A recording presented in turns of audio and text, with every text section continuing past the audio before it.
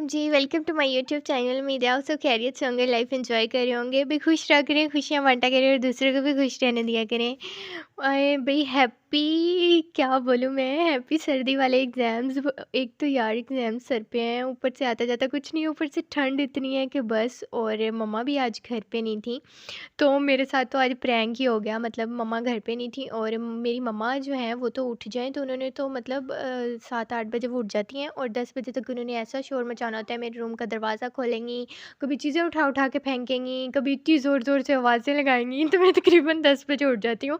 तो आज मम्मा घर पे नहीं थी और हम लोग आराम से, मैं और बंटी आराम से सोए रहे और मामू लोग तो ऐसे ही मतलब हमें फ़ील ही नहीं हुआ कि हमारे घर में कोई है।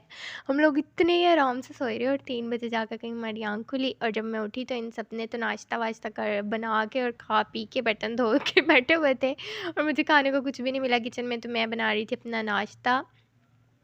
ब्रेड खाने का मेरा आज मूड नहीं था, तो मैं आज अपने लिए पराठा ही बना रही थी। वैसे मुझे बनाना नहीं आता, ये मैं पागल ही हूँ जिसने पराठे को बाद में मुझे पता चला कि इसे में घी लगाना था, लेकिन मैंने पकड़ के इसे रोटी की तरह ही बना लिया।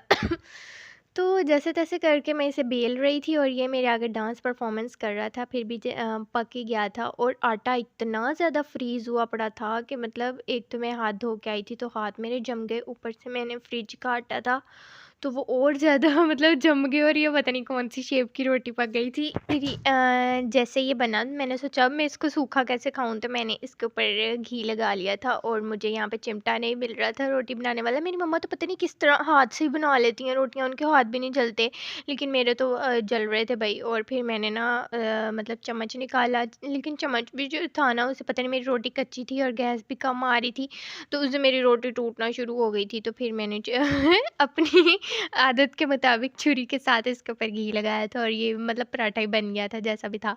तो इसी के साथ आपको मेरी वीडियोज़ अगर अच्छी लगती हैं तो उन्हें लाइक एंड शेयर ज़रूर करें और चैनल को भी सब्सक्राइब करें।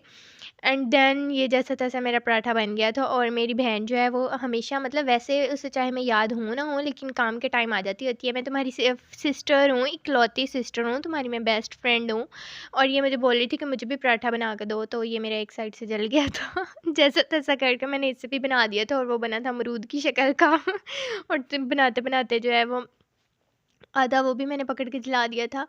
लेकिन ख़ैर चलो कोई नहीं, कभी ना कभी तो हमें आ ही जाएगी। और उसके बाद ये बन पड़ा हुआ था कल का सालन और ये भी मैंने उठा उठा के मैंने फ्राई पैन निकाला नहीं था और मैंने इसे तवे पे ही गरम कर लिया था। लेकिन आप बिल्कुल ऐसे ट्राई मत कीजिएगा, क्योंकि मेरे कज़न और बंटी पास खड़े हुए थे और ये दोनों किचन से भाग गए थे। मिर्चें मतलब ऐसे साँस को चढ़ रही थी और सबको खांसी आना स्टार्ट हो गई थी। Okay, bye bye.